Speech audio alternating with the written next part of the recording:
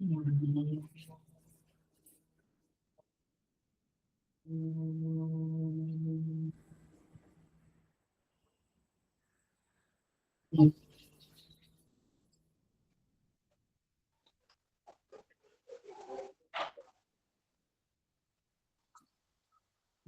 सहना भवतु सहनौ भुनक्तु सह वीर्यं करवावहै तेजस्विनावधीतमस्तु मा विद्विषावहै।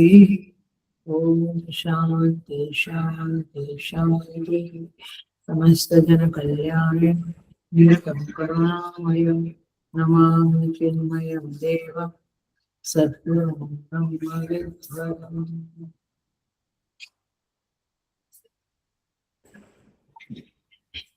Hari Om. I welcome you all with great love and great respect in these Bhagavad Gita discourses.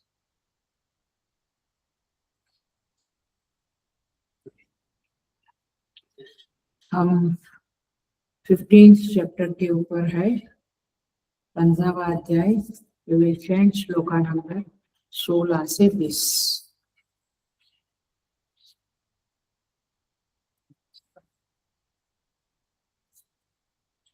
16 to 20 shloka number chapter 15। द्वाविमो पुरुषौ लोके क्षरश्चाक्षर एव च क्षरः सर्वाणि भूतानि कूटस्थोऽक्षर उच्यते।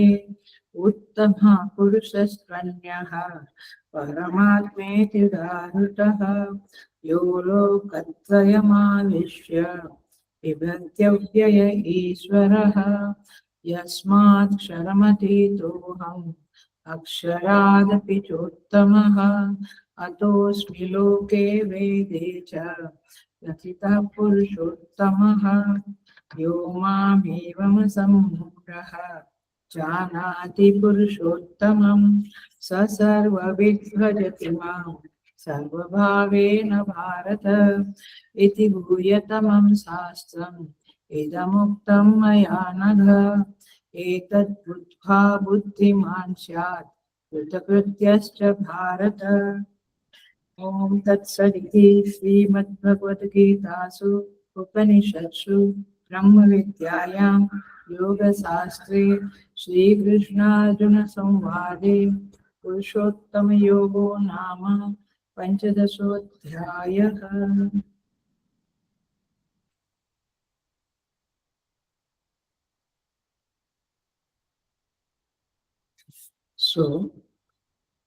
आज का श्लोक है 18 नंबर का श्लोक। हम थोड़ा पीछे से शुरू करेंगे, लेकिन ट्रांसलेशन देख लेते हैं।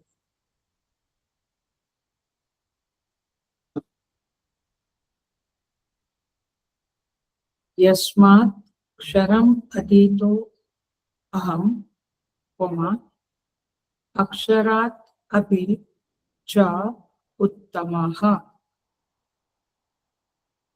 अतः अस्मि लोके वेदे च प्रथितः पुरुषोत्तमः। यस्मात् माने क्योंकि, चूंकि, क्षरम अहम अतीतः नासवान क्षेत्र वर्ग जो है उससे मैं अतीत हूँ, क्षर से मैं बियॉन्ड हूँ। अक्षरात् अपि च उत्तमः, अक्षर से भी माने अविनाशी जीवात्मा से भी मैं उत्तम हूँ। माने क्षर और अक्षर दोनों से मैं अतीत हूँ, उत्तम हूँ। अतः लोके वेदे च अस्मि, इसीलिए, अतः माने इसीलिए, लोक में और वेद में प्रथितः पुरुषोत्तमः, मैं पुरुषोत्तम नाम से प्रसिद्ध हूँ। पुरुषोत्तम माने पुरुष उत्तम, पुरुषों में मैं उत्तम हूँ, पुरुषोत्तम नाम से मैं प्रसिद्ध हूँ। ऐसा भगवान श्री कृष्ण इस 15वें अध्याय में 18वें श्लोक में कहते हैं। हम देखेंगे सो मूल बात क्या हुई है, ये प्रसंग क्या चल रहा है 16 से 19 तक, 16, 17, 18, 19 ये ईश्वर प्रकरण चल रहा है। और यहाँ पे भगवान कहते हैं 16वें श्लोक में, रिफर कर लेते हैं थोड़ा। इस लोक में, इस नाशवान संसार में दो पुरुष है, एक क्षरा नाम का और एक अक्षर नाम के पुरुष है। अक्षर क्या है? सर्वाणी भूतानि, सारे भूत क्या है? क्षरा। कूटस्थो अक्षर, और अक्षर क्या है? कूटस्थ। तो क्षर एन अक्षर पता चला। कूटस्थ माने माया अथवा जीव, समस्त संचित कर्म, वासना, ये सब हमने देखा, पिछले मंडे को ही देखा, आज वेडनेसडे है। तो इस तरह से दो पुरुष है। उत्तम पुरुष 17 नंबर का श्लोक में क्या कहा? उत्तम पुरुष तु अन्यः, अन्य शब्द का क्या अर्थ किया? विलक्षण। याद रखो, अन्य माने कोई अलग नहीं, माने एक दुनिया है, एक जीव तत्व है और एक परमात्मा, ऐसा अलग नहीं। विलक्षण माने जैसे नीलिमा आकाश से विलक्षण है, तो आकाश नीलिमा से विलक्षण है। तो उत्तम पुरुष कौन है? एक विलक्षण है जो अक्षर और अक्षर से। परमात्मा इति उदाहृतः, और उसे हम परमात्मा कहते हैं, भगवान कहते हैं। क्या करते हैं वे?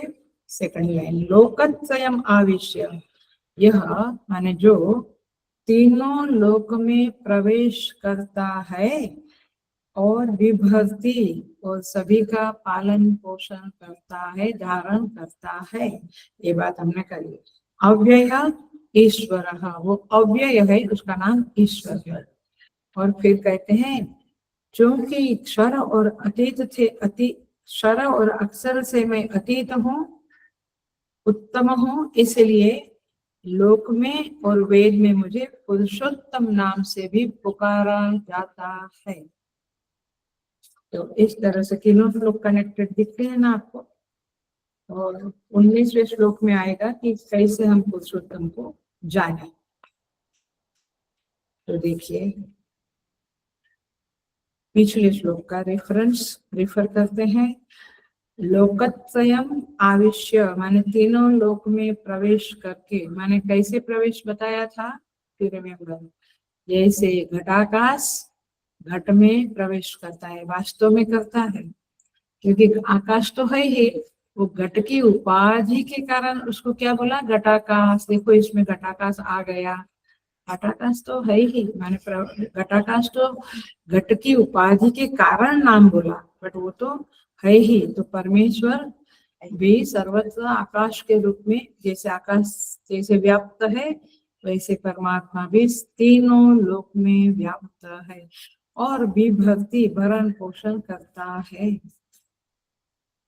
पिछले क्लास में कहा था तरंगों में जल कहाँ है? सर्वत्र है। तो तरंगों में जैसे जल ही जल व्याप्त है, वैसे सृष्टि में परमात्मा ही परमात्मा व्याप्त। माने पशु में नहीं है और मनुष्य में है, ऐसा नहीं, एवरीवेयर ही इज परवेडेड, परमेश्वर व्याप्त है। और कैसे व्याप्त है, वो क्या करता है? तो विभक्ति। भाष्यकार कहते हैं चैतन्य बल शक्तिया आवेश्य, दुनिया में जो स्फूर्ति दिखती है स्वरूप सद्भाव मात्र है ना, जो दुनिया में जो चीजें जाहिर होती है करके मालूम पड़ती है, इट इज बिकॉज ऑफ सत तत्व। ये सत कौन है? परमात्मा है, सच्चित आनंद। तो सत्ता प्रदान विभक्ति, ये लिखा था पिछले क्लास में आपने। सत्ता प्रदान देना माने एग्जिस्टेंस देकर, माने ये सब निर्जीव है, जगत निर्जीव है पूरा, लेकिन उसको एक सत्ता दिया है, वो जीवित है, वो है करके जो जगत में लगता है, इट इज बिकॉज ऑफ परमात्मा की सत्ता। उनका एग्जिस्टेंस से सब कुछ एग्जिस्टेंस।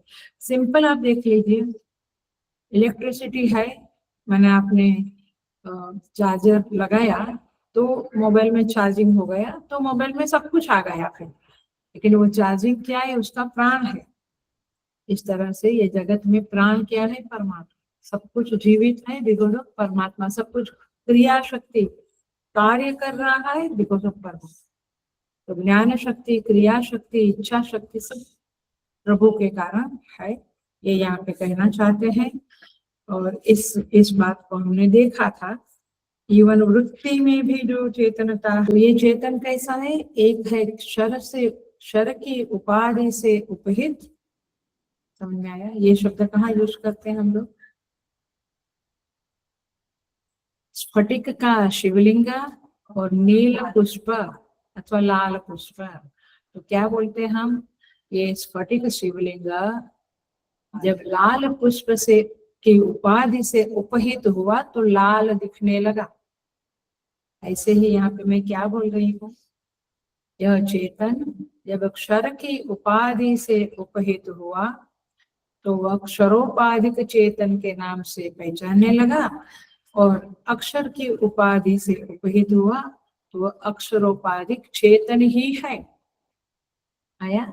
इस स्फटिक एक निर्मल कलर, रंग रहित, कलरलेस जो था, वो अब लाल स्फटिक बना, तो क्या दूसरा एक स्फटिक लाल बना? वही का वही स्फटिक है, वो लाल दिखने लगा।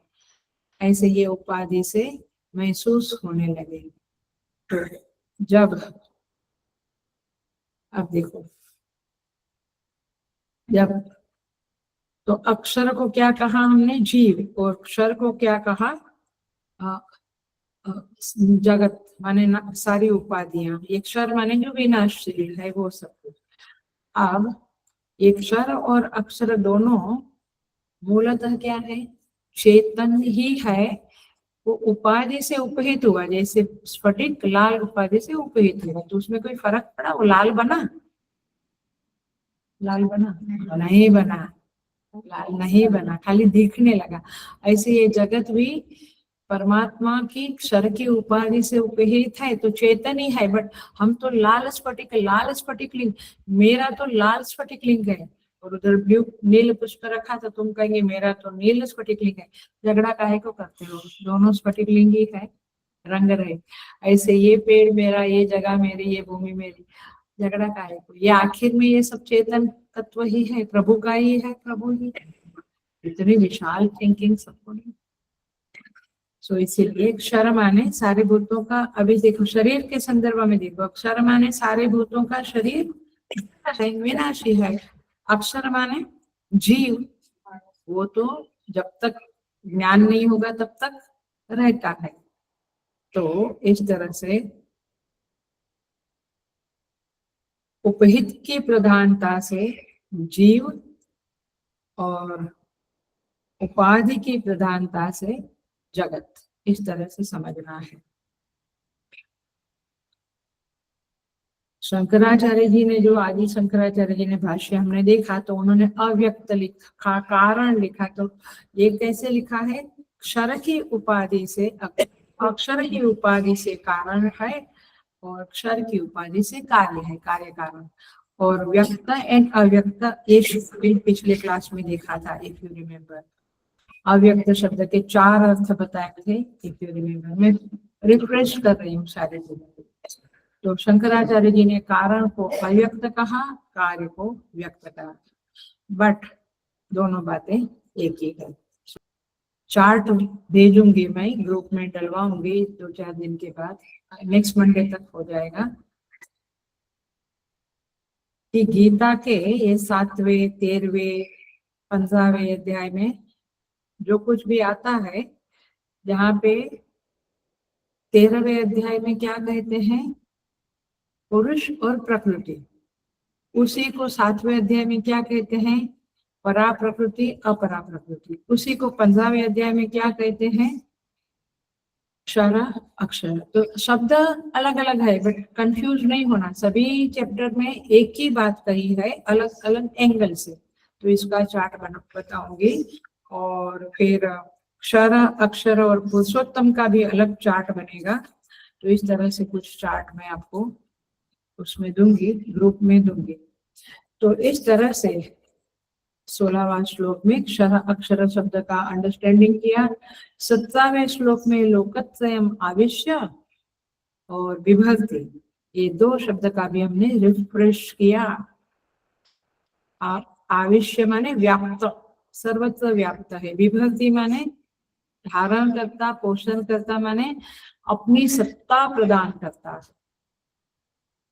सो ऐसे मिट्टी है, ये घट में आविश्य है, प्रविष्ट है। अफकोर्स है, घट माने मिट्टी के अलावा कुछ नहीं है। वो मिट्टी, घट नाम की जो चीज है वो मिट्टी के अलावा कुछ नहीं है। तो मिट्टी उसमें है, घट में है, हाँ मिट्टी ही मिट्टी है। ऐसे जगत में परमात्मा ही समझ में आती है। ये उपाधियां है, पेड़ पौधे, नदी, पर्वत, मनुष्य, पशु, सब उपाधियां है। जैसे घट उपाधि है, वो लैंप भी उपाधि है। ये सब उपाधियों में मिट्टी के अलावा कुछ नहीं। तो ऐसे सारी उपाधि में परमात्मा के अलावा कुछ नहीं, ये बात याद रखने जैसी है।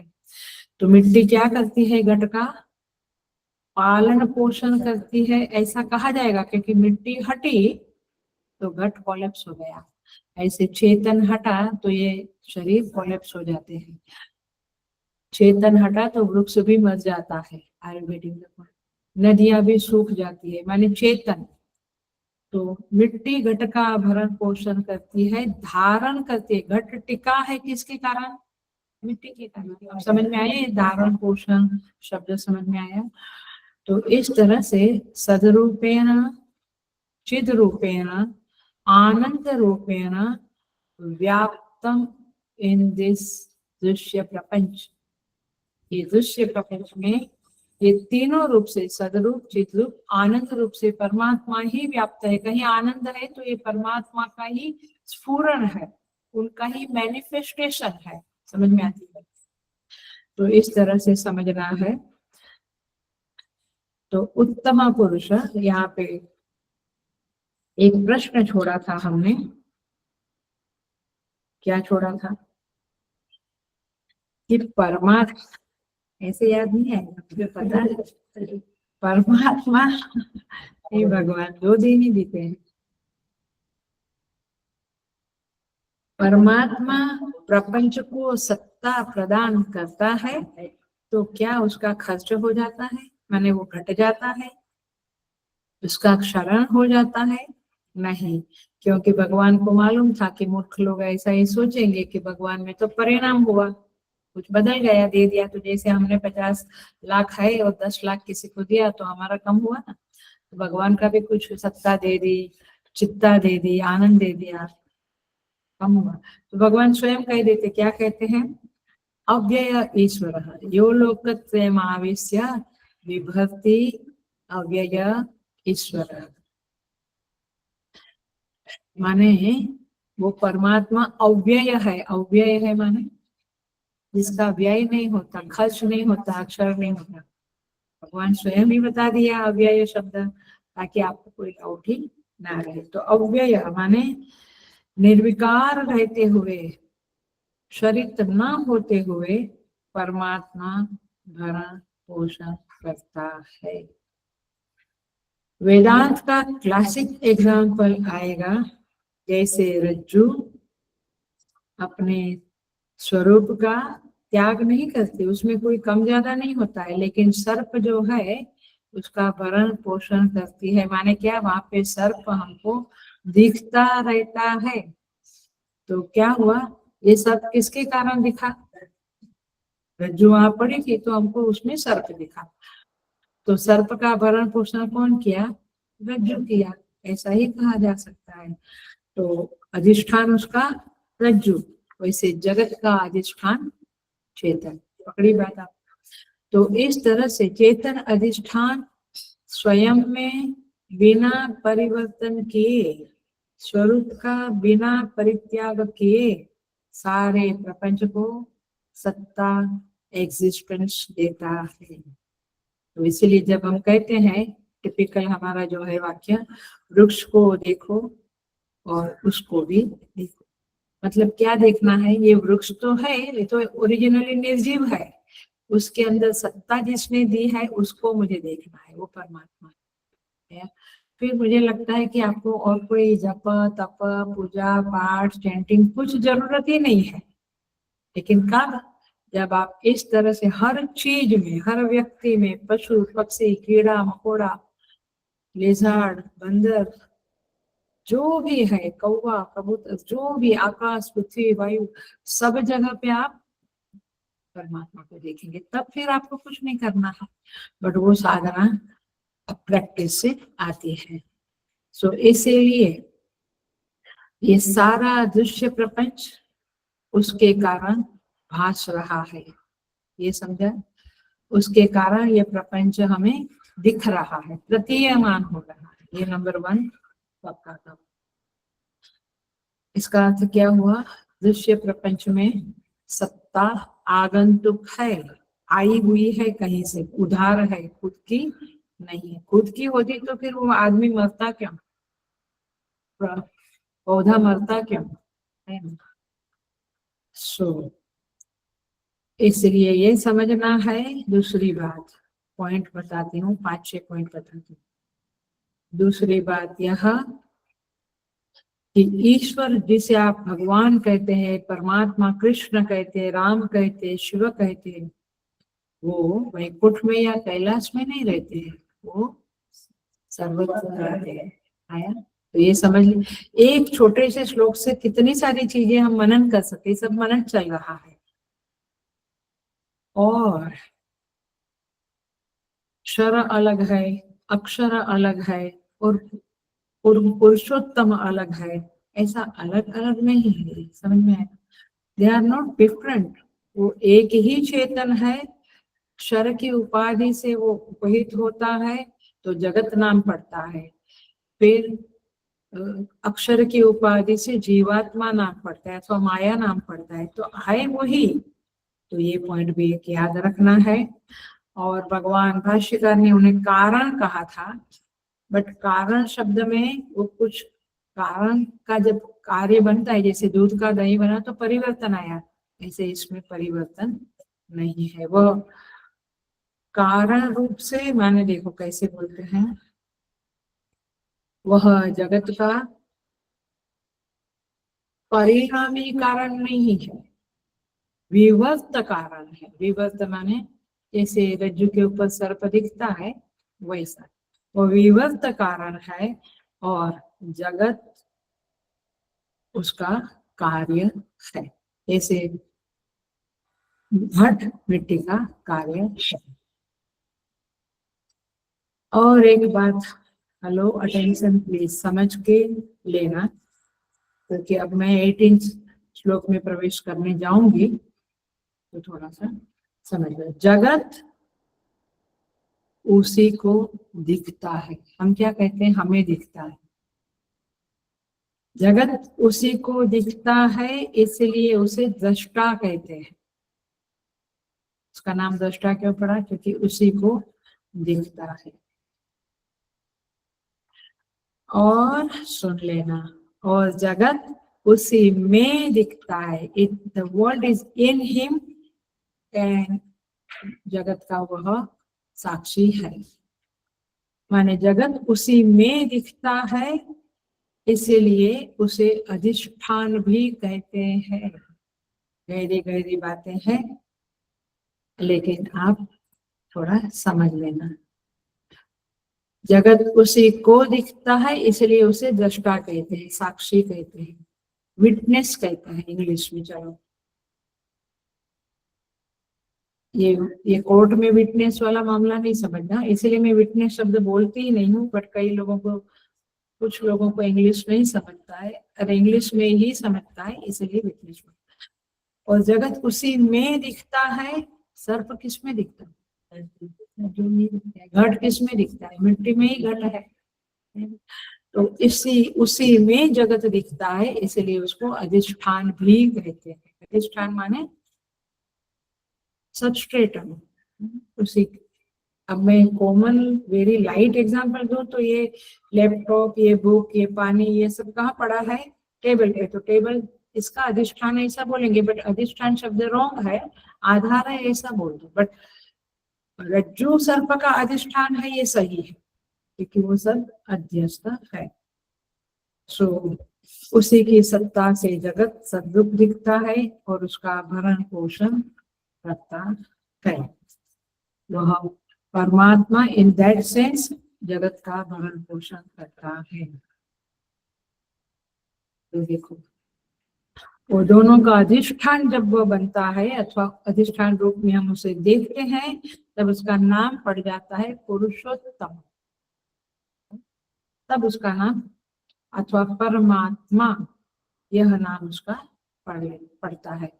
और वह ईश्वर पृथ्वी, अंतरिक्ष और स्वर्ग, ये लोकत्रयम आवेश, तीनों लोक में व्याप्त है। इसी बात को कहते हैं प्रवेश करता है और सत्ता स्फूर्ति से इनका भरण पोषण धारण करता है। लेकिन महत्व की बात यह है कि ये सब करते हुए भी वह उससे असंग है। घट फूट गया तो मिट्टी फूट गई, सर्प चला गया, चला तो कहाँ जाएगा, वो था ही नहीं, बट मेरी बुद्धि में से सर्प चला गया तो रज्जु को कुछ दुख हुआ? कुछ नहीं, वो असंग है, परमात्मा असंग है। तो उत्तम पुरुष, आइए 18 चैप्टर का शब्द देखते हैं। यस्माक्षरमति तो हम अक्षरादपि चोत्तमः उत्तमः। उत्तम शब्द का अर्थ है, थोड़ा व्याकरण के संदर्भ में, तमसः निष्क्रांतः उत्तमः। जो तमस से, तमस माने अज्ञान, अज्ञान से परे है उसे उत्तम कहते हैं। जो अज्ञान, जिसमें अज्ञान नहीं है उसे क्या कहेंगे? उत्तम। अज्ञानी लोग तो साधारण लोग रहते हैं। तो उत्तम पुरुष, अन्य माने विलक्षण। सो घट मिट्टी से अलग नहीं है, विलक्षण है। नीलिमा आकाश से विलक्षण, वैसे परमात्मा जगत से अथवा जगत परमात्मा से विलक्षण है, अलग नहीं है। और इसलिए वो कैलाश में नहीं बैठे, तो इधर ही है।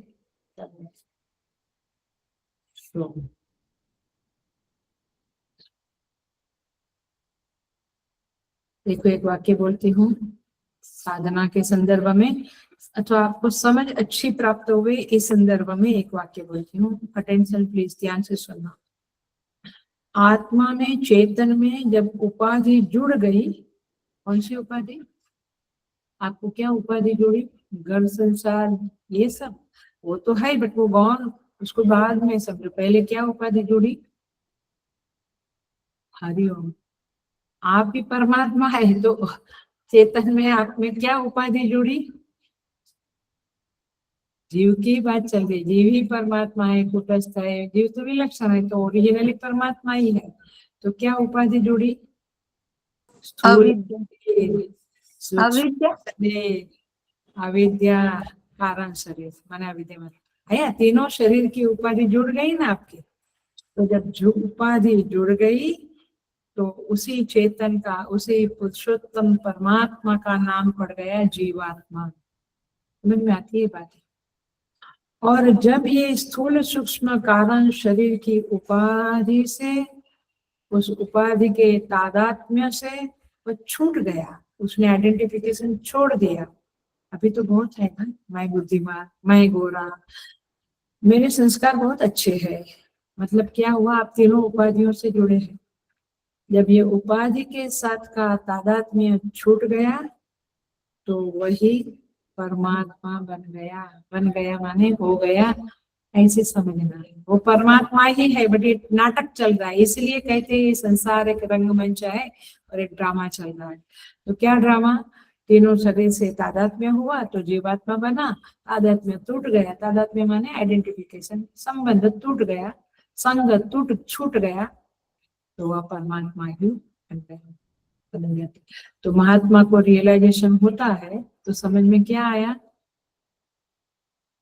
उनका तीनों शरीर से संबंध टूट गया, इसीलिए तो कहीं पड़े रहते, कुछ खाते नहीं खाते, कुछ भी उनको मान अपमान शीत उष्ण हर्ष शोक कुछ नहीं टच करता। क्यों? क्योंकि सारे द्वंद्व कहाँ पड़े हैं? मन में। तो सूक्ष्म उपाधि भी छूट गई, स्थूल भी छूट गई, इसलिए ना उनको कुछ दुख है ना सुख है। इसलिए बड़े मस्ती वाले बड़े बड़े शेर है, गाते हैं वो लोग की कुछ है तो भी ठीक है, नहीं है तो भी उनको कोई फर्क। उनका आश्रम बनता है तो भी ठीक है, और बिगड़ गया, वो किसी ने ले लिया, कुछ टूट गया तो भी ठीक है, कोई फर्क नहीं पड़ता। काशिकानंद जी महाराज के बारे में कहते, कांदीवली में उनका आश्रम है, मैं मिली हूँ उनको, कुछ मंत्र बहुत गहरे मंत्र भी लिए हैं। काशिकानंद जी महाराज का आश्रम अच्छा है, मैंने सत्संग हॉल है बड़ा, 200 लोग बैठे हैं ऐसा, और शिव जी का मंदिर है, लाइब्रेरी, एक पैकेट जैसा आश्रम है, बहुत बड़ा नहीं बट है। और उनका कुटिया, फिर नौकर चाकर लोग, माने एक अच्छा खासा आश्रम है। कुछ साल पहले जब पानी आया था बम्बई सब कुछ, तो मैं गया तो बाजू में एक पेड़ था, उधर उसका चबूतरा था, उधर बैठ के लिखने का, उन्होंने जिंदगी भर लिखने का काम ही किया है, सारे उपनिषद गीता के वगैरह ग्रंथों के ऊपर लिखते ही रहते माने कमेंट्रीज। कोई फर्क नहीं पड़ा। हाय हाय पहले पैसे इकट्ठे करूं, आश्रम बनाऊं, फिर मैं लिखने का, मेरे को कुछ नहीं, वो पेड़ के नीचे बैठे रहते थे और लिखते रहते थे। कोई असिस्टेंट थे अच्छे, 2-4 ट्रस्टी व्रस्टी जो भी, वो उनका वो सामान का कारोबार करते थे, कहीं रखना बिकना आराम से। फिर ट्रस्टियों ने आश्रम वापस बनाया, वो बात अलग है, बट ही नेवर बोदर्ड। और हम एक चीज भी इधर उधर हुए तो गया काम से। Anyway, so the point is this, उत्तमा, समझ में आता है? परमात्मा शब्द तो उनका तादाद में टूट गया है, जब शरीर से ही नहीं रहा तो फिर शरीर के साथ जुड़ी हुई गाड़ी है, फार्म हाउस है, घर है, संबंधी है, उससे क्या उनको फर्क पड़ता है? फकीर की तरह ये लोग रहते हैं। सो आविश्य, ये परमात्मा तीनों लोक में प्रवेश करता है, तो अभिन्न निमित्त उपादान विवर्त कारणत्वेन आविश्य प्रवेश, ऐसा समझना है। तो ईश्वर कौन है? उत्तम पुरुष कौन है?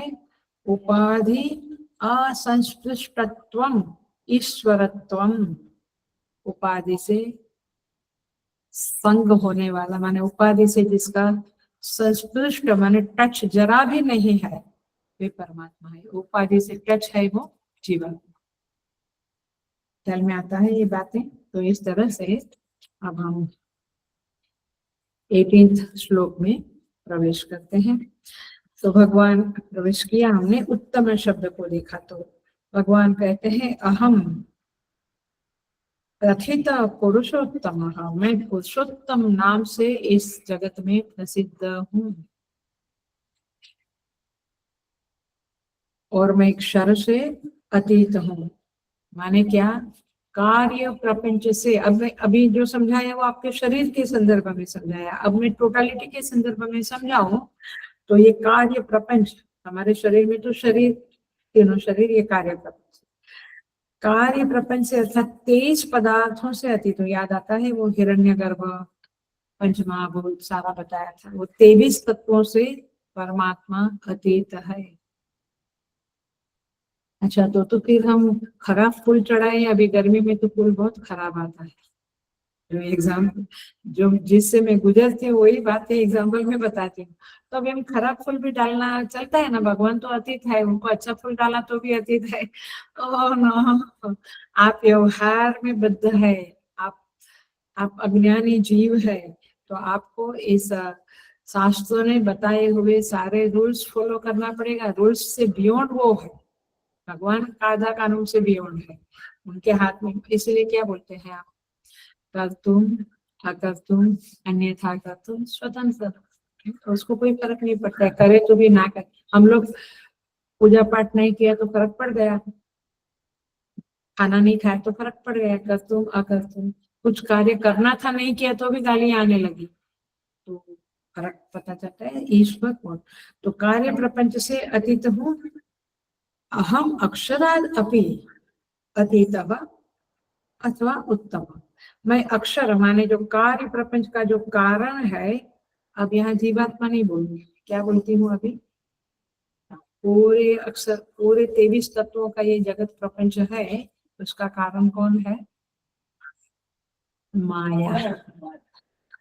आई नो इट टेक्स टाइम, थोड़ा समय लगेगा आपको।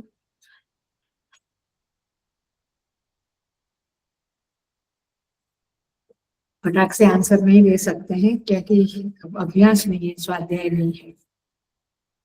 तो माया से माने प्रकृति से भी मैं अतीत हूँ, मैं माया के संस्पर्श में भी नहीं हूँ। तो प्रकृति क्या बोला था हमने? माया सब क्या बोला था? वही समष्टि संचित कर्म, उसी को हमने बोला था समष्टि वासना, उसी को बोला था अविद्या। याद आता है? तो परमात्मा इन सब से अतीत है। ऐसे मनन करते हुए इस तरह से सोचना है, मैं मनन करवा रही हूँ आपको। परमात्मा आपने कह लिया कूटस्थो, मैंने अति, मैं अक्षर से भी अतीत हूँ। अच्छा अच्छा, माने जीवात्मा से भी परे है। परे है माने क्या? माने आप समष्टि कर्म से, संचित कर्म से, समष्टि वासना से, अविद्या से, सबसे आप अतीत हो। तो अक्षरादपि चोत्तम शब्द का अर्थ समझा, पूरी माया शक्ति से अतीत है। अतीत है माने परे है, माने उसका स्पर्श उनको नहीं है, ना समष्टि वासना का, ना सबके संचित कर्म का। माने उसको संचित कर्म है ही नहीं, उसको वासना है ही नहीं, और माया से भी वो परे, माया का भी स्पर्श उनको नहीं है। हमने तो आंख खोली तो माया का स्पर्श, कान खुला है तो माया, कुछ ना कुछ गिरता रहता है आंख में, कान में, रूप गया, दृश्य गया, शब्द गया, स्पर्श गया। तो ये माने ही इज बियॉन्ड। आप थोड़ा सोचिए कि वो परमात्मा कौन है। ये केवल मुरलीधारी श्री कृष्ण का ही या मुकुटधारी ऐसे मत सोचिएगा। वो है, उसका ध्यान करना भी एक लाभ है, बट वास्तव में जो है रियलिटी में वो सोचे हम। तो ये कारण अवस्था से भी, तीनों अवस्थाओं से भी परे है। हम तो तीनों अवस्था में, जागृत में है, स्वप्न में है, सुषुप्ति में। तो जागृत अवस्था, स्वप्नावस्था, कारण अवस्था में हम है। He is beyond everything. ये क्या है? चिंतन है, इसी को मनन कहते हैं। त्रिगुण से परे है, हम त्रिगुण से आबद्ध है, सत्व रज तम। अब ये गर्मी के सीजन में तमा बहुत रहता है, थक जाते हैं, सोना पड़ता है, एक्सेट्रा एक्सेट्रा। देखिए, तो भगवान कहते हैं कि मुझे तो जगत में, लोके वेदे च, लोक में और वेद में मुझे रचिता पुरुषोत्तम, पुरुषोत्तम नाम से पहचाना जाता है। किसको बोलते हैं आप पुरुषोत्तम? और किसको बोलते हैं? अभी आ रहा है क्या गुड़ी पड़वा के बाद? रामनवमी। तो किसको बोलते हैं आप? मर्यादा पुरुषोत्तम भगवान रामचंद्र की जय। ये इतना हिट देने के बाद, अब गुड़ी पड़वा के बाद तो रामनवमी आता है, ये बोल दिया तो फिर मर्यादा पुरुषोत्तम। तो पुरुषोत्तम हम किसको बोलते? जनरली भगवान राम को। एनीवे, तो राम जी क्योंकि जब अवतरित हुए, अवतार लिया, तो सारी मनुष्य की जो मर्यादाएं है, माने मनुष्य को जो विहित कर्म, अविहित कर्म, उन सबका उन्होंने पालन किया। तो इसीलिए मर्यादा पुरुषोत्तम ने सारी मर्यादाएं पाली, उनका आचरण किया। हम थोड़ी मर्यादाएं पालते हैं, थोड़ा छोड़ देते हैं, ऐसा नहीं। तो इसलिए भगवान राम को मर्यादा पुरुषोत्तम कहते हैं। सो यहाँ पे अर्थ है उत्तम पुरुष, माने क्षर अक्षर से परे। इसका सीधा सीधा अर्थ है उत्तम पुरुष माने चेतन मात्र, सर्व निरस्त उपाधि, निरस्त सर्वोपाधि, सारी उपाधियों से परे है। वो मात्र, चिन्ह मात्र है, चेतन मात्र है, सन मात्र है, और आनंद मात्र। मात्र माने समझते हैं, उसमें मिला हुआ नहीं है। हमारा आनंद में तो बहुत क्या मिला हुआ, हमारे आनंद में क्या मिला हुआ? हरिओम। आनंद में दुख मिला हुआ है, हर आनंद में दुख है। समझ में आता है? कभी मन नहीं होता है वॉकिंग का, जप का, अथवा कहो कि योगा करने का, तो फिर बॉडी में सुस्ती रहती है। तात्पर्य ये है कि करने से आनंद है, नहीं किया तो सुस्ती। माने हर आनंद के साथ दुख जुड़ा हुआ। रसगुल्ला खाने में आनंद है, बट फिर शुगर बढ़ गई तो दुख है। हर एक चीज में इस संसार में, पूज्य गुरुदेव क्या कहते थे, फेमस है उनका, ये बहुत बार मैंने बताया भी है, क्या नहीं याद आएगा। आप संसार में केला तो खाते हो, लेकिन छिलके के साथ केला खाना है। इस संसार में कुछ भी भोगना माने केले के साथ छिलके के साथ केला खाना। समझ में आते हैं? केला तो अच्छा लगता है, आनंद देता है, बट छिलके के साथ खाना माने भैया। वैसे संसार में जो भी भोग है उसके पीछे दुख लगा हुआ है। इसी को क्या कहेंगे, छिलके के साथ केला खाना। जितना संसार में आप शब्द स्पर्श रूप रस गंध भोग भोगते हो, वो छिलके के साथ केले खाने के समान है, सोच लेना। सो इसलिए उत्तम पुरुष प्योरली सत चित और आनंद है, उपाधि वाला नहीं। लोके वेदे च, लोक में और वेद में मैं पुरुषोत्तम नाम से प्रख्यात हूँ। भगवान कहते हैं, देखो, जो मुझको इस रूप में जानता है, आगे के श्लोक में कहेंगे, वो बुद्धिमान है। ओ अच्छा अच्छा, ऐसे आपको जानना है, तभी मैं तुम्हें बुद्धिमान कहूंगा। जो मुझे कारण रूप से जान ले, गति रूप से जान ले, भक्ता रूप से जान ले। सब पकड़ में आया? कौन सा श्लोक? गति भक्ता प्रभु साक्षी। सूरत रूप से जान ले, निवास रूप से जान ले, शरण रूप से जान ले, योगक्षेम वहन करने वाले के रूप में मुझे जान ले। लेकिन वो जानना अधूरा है, वो सोपाधिक वाला है। यहाँ तो मैं निरुपाधिक सच्चित आनंद तत्व हूँ। तो मुझे ठीक से जाना ऐसा नहीं, क्योंकि किसी ने भगवान शरण है, भगवान हमको शरण देता है, वो जान लिया, वो सोपाधिक ठीक है। लेकिन वो बियॉन्ड है, वो जानना सही जानना है। ऐसा नहीं समझना कि ये जानना गलत है, ये जानना सही है, और इसका फल भी होता है। सुहृदं सर्वभूतानां ज्ञात्वा मां शांति मृच्छति। 5th chapter. मुझे सुहृद जाना तो आपका जीव को शांति होगी, है ना। भगवान बैठा है ना मेरा सुहृद, माने मेरे गति उपकार करने वाला कोई है, मेरी मदद करने वाला कोई है। ये जान लिया तो आपके दिल में शांति रहेगी। कोई नहीं, मेरा कोई नहीं, तो फिर आपको तकलीफ होगी। तो शांति भी फल तो मिलता है। द्रौपदी ने पुकारा तो कृष्ण वस्त्र के रूप में आ गए। तो पुकारने से, समझने से कि कृष्ण मदद करेंगे, तो आ गए भगवान। लेकिन वो जानना, सही जानना, 100% जानना नहीं है। सो प्रभु को जिस रूप में जान लो, उस रूप का फल तो मिलेगा, लेकिन और परम लाभ भी होगा। लेकिन सत्य वह है कि भगवान स्वयं कहते हैं कि प्रथिता पुरुषोत्तम, अक्षर अतीता, अक्षर अतीता पुरुषोत्तम। इस पुरुषोत्तम रूप में जो मुझे जान लेगा, लोके वेदे च, लोक में और वेद में ये पुरुषोत्तम नाम की बातें बहुत हुई है। माने मेरा जैसा रूप है वैसा जानना चाहिए, ये बात भगवान आपको कहते। भगवान कहते तुमने जो जाना है ठीक जाना है, परंतु उससे आगे भी एक स्टेप है। तो वहां पर पहुंचने के लिए मैं तुम्हें इशारा दे रहा हूँ। तो लोग कहते भगवान को कौन जानता है? भगवान को कोई जान नहीं सकता। ऐसा नहीं, जान सकते हैं। तो भगवान आगे के श्लोक में तो कहेंगे जान सकते हैं, लेकिन इधर देखो भगवान क्या कहते हैं, लोके वेदे च। लोके शब्द का अर्थ है लोक्यते वेदार्थ अस्मिन् इति लोकः स्मृति आदयः।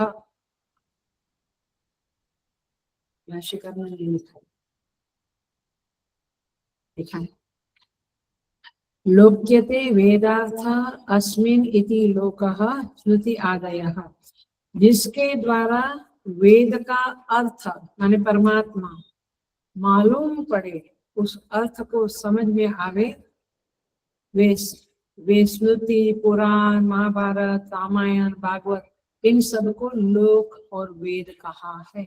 माने ये वेद का ही एक रूप है, अथवा कहो वेदों की वेद के साथ ही जाते हैं। तो लोक माने ये सारे स्मृति, श्रुति इत्यादि। और उसमें भगवान कृष्ण का पुरुषोत्तम नाम से वर्णन आता है, अथवा राम जी भी कोई परमात्मा है। तो इस तरह से यहाँ पे लोके वेदे च, ये समझने वाली बात है। परमात्मा माने परम आत्मा, परम अथवा पुरुषोत्तम। परम आत्मा का अर्थ है महान आत्मा, सूक्ष्म सत्य का, उसे परम कहते हैं। और पुरुष शब्द का अर्थ हम सबको बहुत बार बोला है, क्योंकि सारे उपनिषद में ये शब्द आता है, गीता में भी बहुत बार आया है। क्या है? पुरी शयात इति पुरुष, ये हृदय, ये शरीर रूपी नगर में, पूरी में वो सोया पड़ा है ना, अंदर अंदर रहता है ना, तो नगर में वो रहता है। कौन से नगर में? देह रूपी नगर। इसलिए पुरी, पुरी माने जगन्नाथपुरी, पुरी माने एक शहर, एक स्थान। तो पुरी में पुरी शयनाथ, शयनाथ माने सोया है, निश्चेष्ट रूप से रहता है, वो इंटरफियर नहीं करता, खाली क्या करते हैं, देखता रहता है। इसलिए उसका नाम क्या है? पुरुष। समझ में आया? पुरुष शब्द का अर्थ पूर्णत्वात् पुरुष, वो पूर्ण है, इसलिए उसका नाम पुरुष पड़ा है। सूर्य को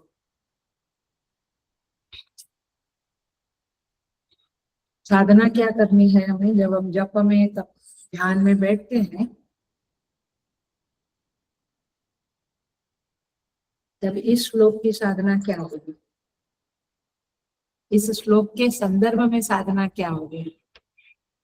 देखो, अखंडानंद जी महाराज कहते हैं, जब ध्यान में बैठते हो तो क्षर एक ख्याल को छोड़ दो। क्षर के ख्याल को माने, क्षर माने क्या?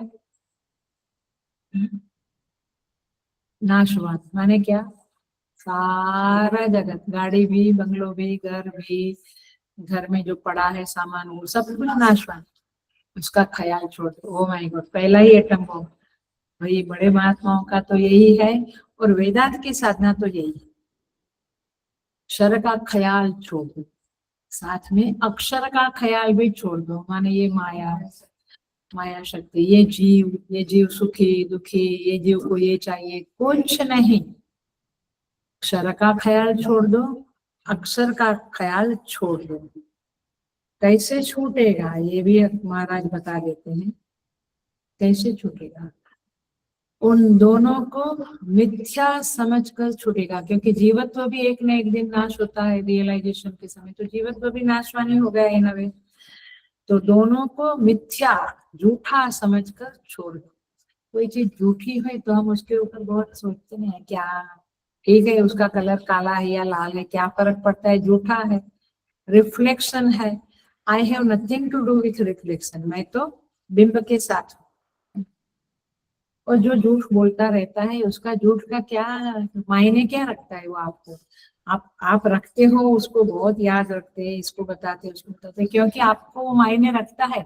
आपने अभी तक जगत को झूठा माना नहीं, इसलिए जगत की चर्चाएं करते रहते हैं हम लोग, वो सुनते रहते टीवी में। ये सब उस स्थिति में पहुंचा हुआ व्यक्ति क्षर का ख्याल भी छोड़ देता है, अक्षर का ख्याल भी छोड़ देता है। तो क्षर भी गया, अक्षर भी गया। तो क्षर का ख्याल भी हटा दिया, और उस जीव का ख्याल भी, अपना ख्याल, जीव का ख्याल माने स्वयं का, मुझे ये चाहिए, मैं ये कल करूंगा, आता है ना ध्यान में, सब हटा दिया। तब क्या रह गया? अब मैं बहुत बड़ी पंक्ति बोलने जा रही हूँ, आप बिल्कुल अटेंशन, अथवा पेन लेना है तो ले लो।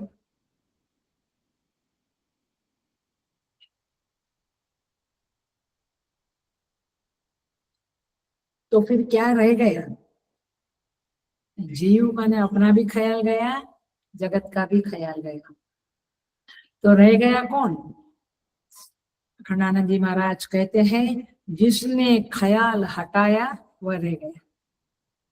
जिसने ख्याल हटाया वो रह गया। माने क्षर अक्षर से परे जो पुरुषोत्तम है वो रह गया। आप उसमें स्थित हो जाओ, इसी को समाधि बोलते हैं। पकड़ी बात? समाधि किसको बोलते हैं? यहाँ पे समाधि की स्थिति आ जाती है। तो जिसने ख्याल छोड़ दिया वो रह गया।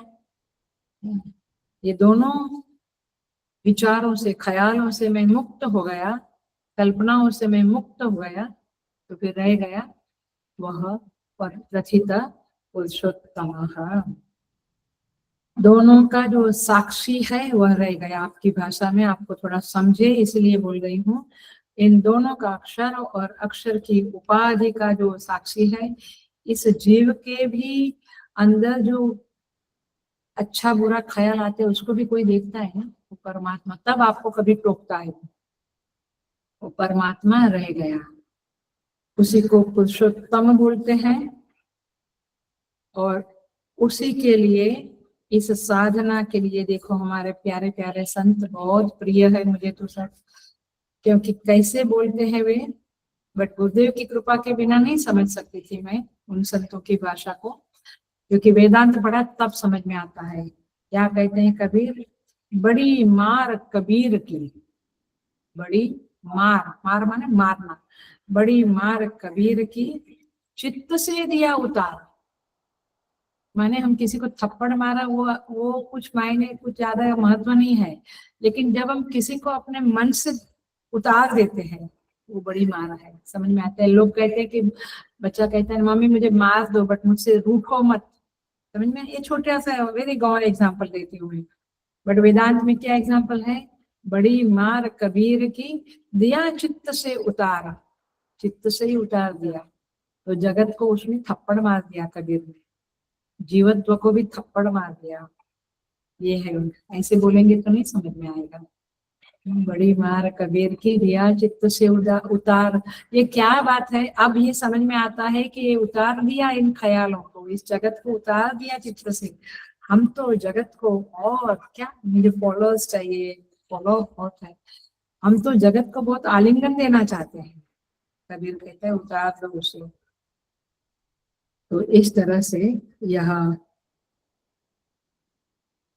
क्षर पुरुष और अक्षर पुरुष से कहते हैं प्रथित यस्माक्षरमति तो हम अक्षरादपि चोत्तमः अतोस्मि लोके वेदे च प्रथित पुरुषोत्तम। मैं पुरुषोत्तम नाम से प्रसिद्ध हूँ। क्षर पुरुष माने ये सारा जगत भोग। देखो क्षर पुरुष के बारे में, क्योंकि मैंने कहा था मैं समरी करूंगी तो तीनों श्लोक का, और अगले क्लास में भी 19 नंबर में भी क्षर पुरुष का ही चलेगा। बट थोड़ा ऐसा आएगा कि उस परमात्मा जो क्षर अक्षर से परे है उनको कैसे पा सकते हैं, कौन पा सकता है, वो बात है। तो देखो क्षर पुरुष के बारे में एक कथा है, भगवान नारद जी महर्षि की, महर्षि नारद की कथा है। वहां पे उपनिषद में एक वाक्य है, नात्र भोग्यम पश्यामि न अत्र, माने इस जगत में न भोगम भोग्यम पश्यामि, मुझे कुछ भी भोग्य ठीक नहीं लगता। क्यों नहीं लगता है? उपनिषद जब ये कहती है तो शिष्य गुरु से पूछता है क्यों नहीं लगता है? गुरु जी कहते हैं सारे भोग के साथ, सुन लेना हरिओम, अटेंशन प्लीज, ध्यान से सुनिए आप, सारे भोग के साथ पाप मिला हुआ है। पाप अथवा पुण्य, ये दोनों ताप मिला हुआ है। हाँ, भोग सीधा सीधा नहीं मिलता है, रोग मिला हुआ है। हाँ जी, भोग आपको, भोगे रोगमयम फूले च्युतिभयम, भर्तृहरि महाराज का है, बहुत सुंदर है, अत्यंत सुंदर है। माने यही इसी बात को है कि एक क्षर को गले मत लगाओ, जगत को गले मत लगाओ। रोग मिला हुआ है। तो जीव जब, कथा ऐसी है, जीव जब भगवान के पास से चलने लगा, भगवान बोला चल तुझे अभी दुनिया में भेजता हूँ, तो जब भगवान के पास से चलने लगा तो प्रार्थना की उसने, प्रभु आप मुझे जगत में भेज तो रहे हैं, मैं जा रहा हूँ, बट मुझे आपकी माया में फंसने का बहुत डर लगता है। ऐसा जीव बेचारा करगरता है, माने दीनता से भगवान से कहता है। भगवान कहते पुत्र डरो मत। अब देखना, अब ये जो मैं बोलने जाऊंगी वो थोड़ा अच्छी माने जरा बुद्धि को शार्प करके समझना। भगवान कहते हैं हे पुत्र डरो मत, मैं तुम्हारी जन्म कुंडली में, सभी जीवों को कहते हैं भगवान, जन्म कुंडली में यह स्थिर कर देता हूं कि जब तक तुम मेरे पास लौट नहीं आते तब तक तुम्हारे सुख में दुख मिला रहेगा, अखंडता में परिचिन्नता, ज्ञान में मूर्खता, जन्म में मृत्यु, संतोष में असंतोष, वृद्धि में ह्रास। इस तरह से ये द्वंद्वात्मक जो है वो मिला जुला रहेगा। क्योंकि यदि हमें दुख होता ही नहीं तो आपकी क्या स्थिति होती समझ सकते हैं। अहंकार से भर जाते और फिर वो होता है और फिर मार पड़ती है तो भगवान की याद आती है। ये तो क्या बता रहे, एवरी डे हम देख सकते हैं कि लोग जब हमसे बात करने आते हैं अथवा लोगों का कुछ देखते हैं, जब मृत्यु हो जाती है जवान बेटे की या समथिंग या जो भी, तब जो आज तक दिया भी नहीं करता था, पूछती थी मैं कि दिया कौन करता है, मेरे हस्बैंड कर लेते, आप बहुत बिजी है। तो आज आप दिया भी करने लगे, वो बेटे के लिए जप भी करने लगे, पूजा भी करने लगे। Are you getting?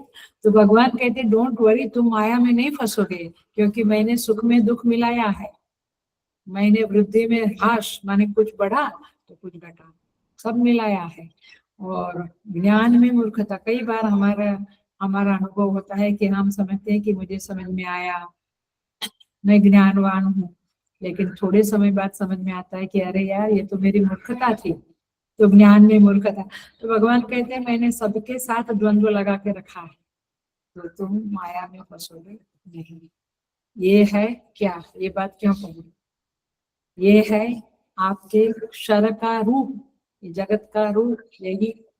इसीलिए इसको समझ के हमें इस क्षर के ख्याल को छोड़, झूठी बातों को, झूठे रसगुल्ले खाने से क्या पेट भरेगा, झूठी बातों से क्या पेट भरेगा। कोई कहा कि मैं तुम्हें 1 लाख दूंगा, 1 करोड़ दूंगा, तुम फार्म हाउस लो, झूठे वादों से पेट नहीं भरता, झूठे रसगुल्लों से नहीं, झूठे फूलों से भी दिल नहीं भरता है। हम इसलिए मैं मंदिर में, हमारे मंदिर में कहती रहती भाई जो सच्चे फूल है वही लगाओ, झूठा बिल्कुल मुझे नहीं चाहिए वो डेकोरेशन।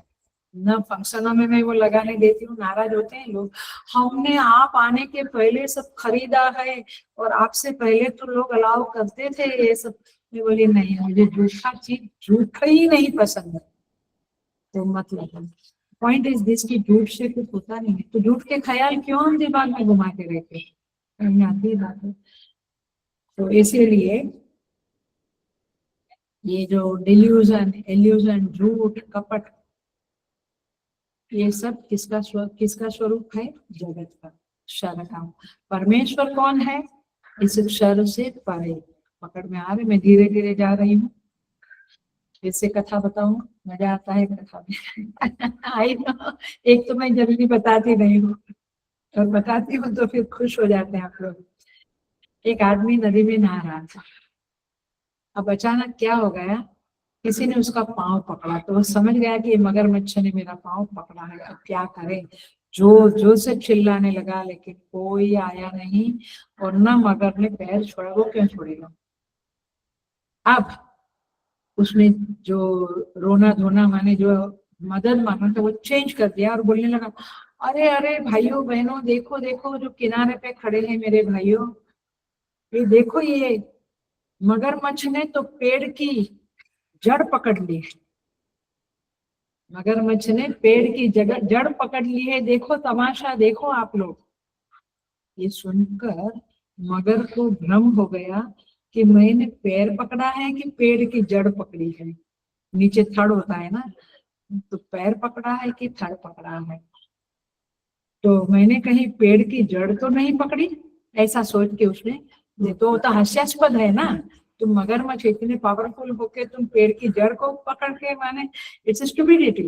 तो उसने तुरंत छोड़ दी, तो आदमी तुरंत ऊपर आ गया, हाँ किनारे आ गया। Are you getting the point.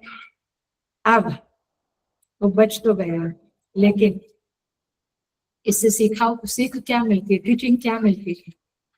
ये जगत पूरा भ्रम में, जगत में पूरा भ्रम फैला हुआ है, सभी लोग इल्यूजन डिल्यूजन में जकड़े हुए हैं।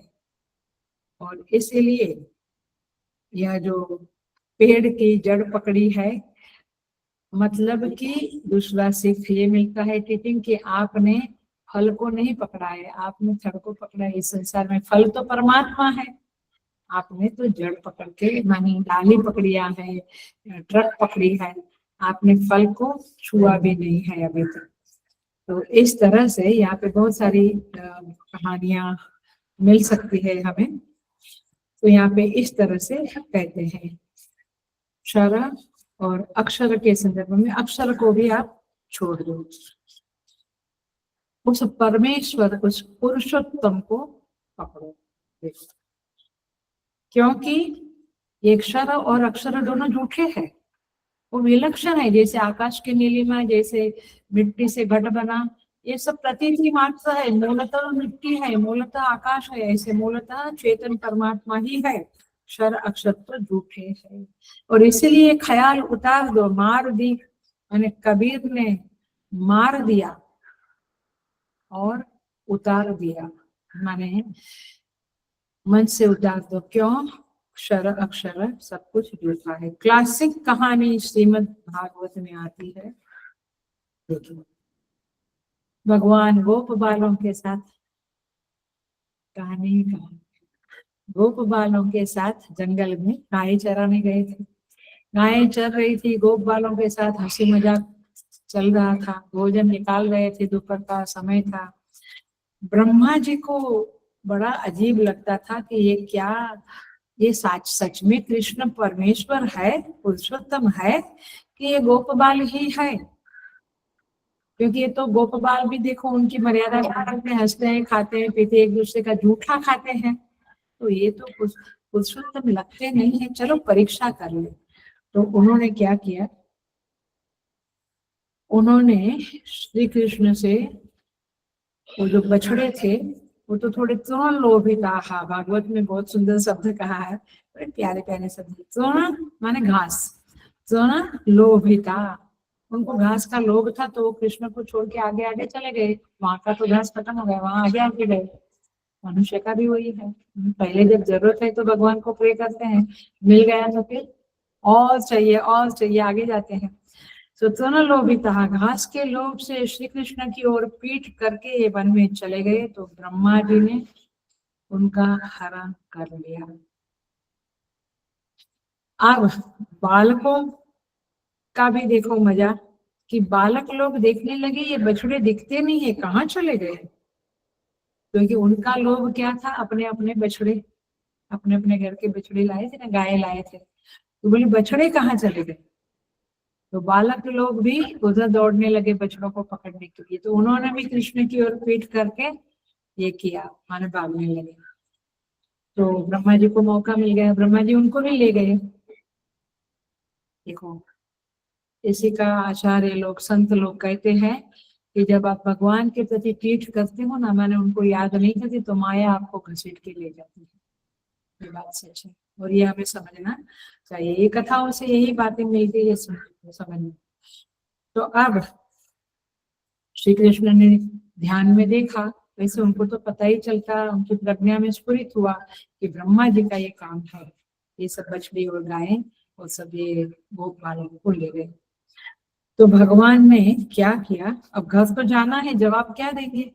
तो भगवान ने क्या किया, वो छड़ी, छीके, वस्त्र, आभूषण, बछड़े, बालकों के देह, उनके अंतःकरण, सूक्ष्म शरीर, कारण शरीर, स्थूल शरीर, सब कुछ भगवान। उन्होंने क्यों, ये क्यों, ऐसा क्यों कहते हैं अंतःकरण वगैरह? क्योंकि कुटस्थ के साथ वो आता है और ये जगत क्षर के साथ आता है, तो क्षर अक्षर दोनों खुद ही बनते हैं। और फिर आ गए, मजेदार 1 साल बीता, फिर ब्रह्मा जी को लगा कि अब मुझे वापस देना चाहिए, फिर कथा चलती है। तो इस तरह से यहाँ पे कहना ये है कि एक क्षर अक्षर भगवान बन गए, माने ये झूठा है। नीलिमा, आकाश नीलिमा बन गई, मिट्टी घट बन गई, तो घट तो झूठा है। झूठा माने समझता है ना, तीनों काल में जो नहीं रहता उसे झूठ कहते हैं। सो इस तरह से यहाँ पे कथाएं कहते हैं। देखो, ऐसे जो पुरुषोत्तम है वही 3 लोक में प्रवेश करके सारे जगत का धारण भरण पोषण करते हैं। और इसीलिए मीरा जैसे बुद्धिमान, सबसे बुद्धिमान मीरा, माने बुद्धिमानों में जो एक गणना है वो मीरा जी की है। हम क्या बुद्धिमान है। मीरा जी कहती है ऐसे वर को मैं भरूं, मैं ऐसा वर को भरूं जो जड़ में, मैंने ऐसा वर को के भरूं, ऐसे वर को मैं क्यों वरण करूं जो जड़ में और मर जाए। वर भरिए गोपाल जी मारो चुड़लो अमर हो जाए। मीरा क्या कहती है, मेरा चुड़ला, आप कहते ना जब विधवा होते हैं तो बैंगल्स वगैरह तोड़ डालने की, तो मेरा चुड़लो अमर हो जाए। तो बुद्धिमान कौन, मीरा जी। तो ये पुरुषोत्तम को वर्ण करने वाली मीरा, इसलिए वो श्रेष्ठ है, इसलिए नमन के योग्य है, वंदन के योग्य है। हम लोग उतने वंदन के योग्य नहीं, थोड़ा थोड़ा देख के हम सबको सलाम वालेकुम करते हैं। बट इसलिए संत कहते हैं, सूफी संत कहते हैं, जो बिछुड़े हैं प्यारों से, लाइटर टॉप श्लोक कर रही हूँ मैं, जो बिछड़े हैं प्यारे से भटकते दर बदर फिरते, ये लोग इधर उधर फिरते हैं क्योंकि प्यारा उनका बिछुड़ गया है, इधर ढूंढते उधर ढूंढते, भटकते दर बदर फिरते, हमारा यार है हम में, हमारा यार है हम में। हमन को बेकरारी क्यों, हम क्यों बेकरार हुए, वो हमारे साथ ही हमारे अंदर ही रहता है। जिसके बिछड़े है, समझ में आया, बुद्धिमान लोगों के, बुद्धिमान इनको कहते हैं जो परमात्मा से ऐसे जुड़े हुए। वो परमात्मा लोकत स्वयं आविष्य विभर्ति, वो 3 लोक में प्रवेश करके भरण पोषण करते हैं। अब देखो, तीनों लोक में प्रवेश करते हैं, ये पत्थर में भी है, हाँ, ये कंकड़ में भी है। इसलिए कंकड़ कंकड़ वो नर्मदा जी के उधर जाते हुए कंकड़ कंकड़ शिव देखो, इसकी इस तरह से देखो। इसकी कथा बताती हूँ, बहुत बार सुनाई है, आपको भी अच्छा लगेगा। छत्रपति शिवाजी महाराज, सुना है, याद आ गया। उनके राज्य में दुर्भिक्ष दुष्काल हुआ, दुर्भिक्ष हुआ, खाना, बारिश नहीं, अन्न नहीं। उनको लगा कि लोग भूखे तड़पने लगे हैं, प्यासे हैं, तो इन लोगों को के लिए छत्रपति महाराज ने, शिवाजी महाराज ने स्थान स्थान पर किले, सरोवर, कुएं, खेती का प्रारंभ ये किया, सब कुछ अन्न का ये किया, गोदाम खोल दिए। तो ये सब करने लगे और फिर लोगों को भोजन मिला, काम मिला, तो थोड़ा अच्छा हो गया। बट उनको बड़ा अभिमान आ गया, क्या मैंने सबका पालन पोषण किया, मैं देखो मेरी प्रजा का पालन पोषण कर रहा हूँ, मैं बहुत अच्छा राजा हूँ, अभिमान आया।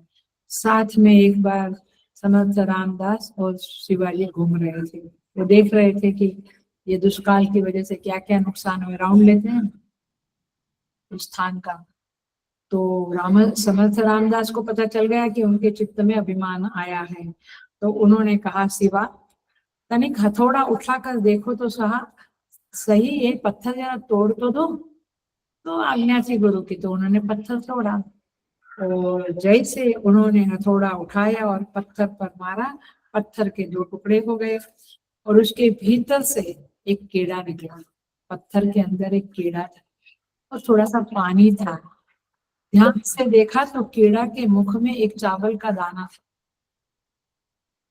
छत्रपति चकित हो गए शिवाजी महाराज। समर्थ रामदास ने कहा, वाह शिवा वाह, ये पत्थर के भीतर भी कीड़े को तूने पानी और भोजन की व्यवस्था की, बात तो की, बट पत्थर के अंदर के कीड़े को भी तूने, शाबाश। शिवाजी समझ गए कि मेरे गुरु क्या कह रहे हैं, ये तो करने वाला दातार है, परमेश्वर है। तो विभर्ति, मैं उनका भरण पोषण करता हूँ। इस कथा में दोनों शब्द का अर्थ आता है, वो भी हो गया, वो परमात्मा ही, तुम क्या होते हो भरण पोषण। किसी को हम खाने देते हैं तो हमको लगता है कि मैं अन्नदाता, आप क्या होते, और प्रविश्य आविश्य, उसके अंदर प्रवेश करके परमात्मा ने कीड़े को पानी भी दिया और दाना भी दिया। मतलब क्या, आविश्य और विभूति दोनों शब्द सही होता है। तो ये क्लासिक कहानी है, इसलिए एक क्षण अक्षर के ख्याल को उतार दो, बड़ी मार कबीर की चित्त से दिया उतार दो इसको। क्या क्वालिटी चाहिए? सबसे ज्यादा क्या क्वालिटी चाहिए? वैराग्य। ऐसा वैराग्य है, ऐसे वैराग्यवान है 2-3 लोग मेरे जीवन में है, इनका वैराग्य देखकर क्या कहते हैं, उंगली तले आश्चर्यचकित हो जाते हैं। जीवन में बहुत कम, इस संसार में बहुत कम ऐसे वैरागी बाबा होते हैं, वैराग्यवान लोग होते हैं। ऐसा नहीं कि जो फेमस होते हैं वही होते हैं, सामान्य भी बड़े वैरागी। सो इस तरह से यहाँ पे कथाएं हैं हमारे साहित्य में। एक और छोटी सी कथा याद आई है तो बता दूं। विजयनगर का राज्य है, टेरेस के ऊपर मंत्री और राजा महाराज घूम रहे हैं, महल की छत पर टहल रहे हैं। मंत्री बातचीत में कहता है कि ईश्वर की उपासना से असंभव भी संभव बन जाता, और ये सच है, असंभव भी संभव हो जाता है, ऐसा बोलता है। नीचे महाराज देखते हैं, महल के टेरेस से नीचे रास्ते पे एक छोटा सा बच्चा, याद आती है कथा, एक छोटा सा बच्चा जूते में, बूट होता है ना, जूते में तेल भर के जा रहा है। वज्रमूर्ख बोलते हैं उसको। महाराज मंत्री को कहते हैं क्या ऐसे वज्रमूर्ख को भी उपासना करने से उसका संभव हो जाएगा, उसकी मूर्खता जाएगी? ऐसा मूर्ख है ये। बुलाया जाता है ऊपर उसको, उस बच्चे को, और पूछता है, बच्चा मैंने टीनेजर, थोड़ा युवक हो गया है, कहते हैं तुम जूते में तेल भर के क्यों ले जा रहे हो? तो बोला माँ ने कहा कि तेल लेके आओ, तो जो पात्र था वो कम पड़ा, पहले ने ज्यादा तेल दिया, तो कहाँ रखो, तो जूते में भर के ले जा रहा। महाराज मंत्री से पूछते हैं, राजा ऐसे मूर्ख को क्या भी भगवान की उपासना से विद्वान बनाया जा सकता है? बोला अवश्य बनाया जा सकता, अवश्य। तो तुरंत राजा ने ऑर्डर दिया उस बच्चे को अपने पास रख लो। वो बोला, ये वो युवक जैसा था, वो बोला कि मेरे घर में माता पिता को मेरी जरूरत होती है, तो बोले तुम्हारे माता पिता का भरण पोषण राज्य की तरफ से होगा, तुम आ जाओ। फिर उनको एक मंदिर में बिठा दिया और उनको मंत्री ने, उसका नाम श्रीधर था, मंत्री ने उसको ऋषि तापिनी उपनिषद में वर्णित भगवान ऋषि के मंत्र राज का अनुष्ठान कराने में लगा दिया। शास्त्रों में कहते हैं जपात सिद्धि जपात सिद्धि जपात सिद्धि न संशय, जप से सिद्धि मिलती ही है। अब ये तो जप करने बैठ गए। अब जब जप कर रहे थे, पूरा हो रहा था, मंदिर में उन्होंने एक बार जब पूरा हुआ है उनका जब पूरा हो गया, उन्होंने देखा कि ऊपर एक पक्षी का घोंसला है। पुराने हमारे गांव के मंदिर में तो सब कुछ चलता है, तो उस घोंसले में से एक अंडा गिरा और वो फूट गया। अब फूट गया तो एक नन्हा सा पक्षी बाहर आया उसमें से, तो बार बार मुख खोलता था और बंद करता था, खोलता था बंद करता था। श्रीधर ने उस बच्चे की ओर देखा, बड़ी दया आई कि अभी ये थोड़ी देर में मर जाएगा, क्योंकि वो तो माँ बाप से अलग हो गया है। अचानक उड़ती हुई 2 मक्खियां लड़ पड़ी और वो लड़ते लड़ते वो बच्चे के मुंह में जा गिरी। आया, बच्चे का मुख बंद हुआ, माने वो खाने लगा। माने उसको कुछ चाहिए था ना, माँ, क्योंकि माँ होती जो नजदीक तो कुछ दाने बाने लाती थी। तो श्रीधर चौंक पड़ा और सोचने लगा कि असहाय पक्षी का बच्चा मरने वाला था, इसको भोजन देने का जिसने अद्भुत ढंग निकाल दिया है। कि परमेश्वर ने कैसा अद्भुत ढंग निकाला उस पक्षी का भोजन का, तो क्या मेरा और मेरे माता पिता का पालन नहीं करेगा? उसने तुरंत वो सब, राजा का सहाय और सब कुछ छोड़ दिया और फिर स्वतंत्रता से साधना की और भगवान ऋषि के उनको दर्शन, ऋषि भगवान के नरसिंह भगवान के उनको दर्शन हुए और उनकी कृपा से, ऋषि भगवान की कृपा से उनको ऐसी विद्या की प्राप्ति हुई कि वे कहने लगे, प्यारा श्लोक है ये, मैं कई बार एक कथा कही होगी, कही है।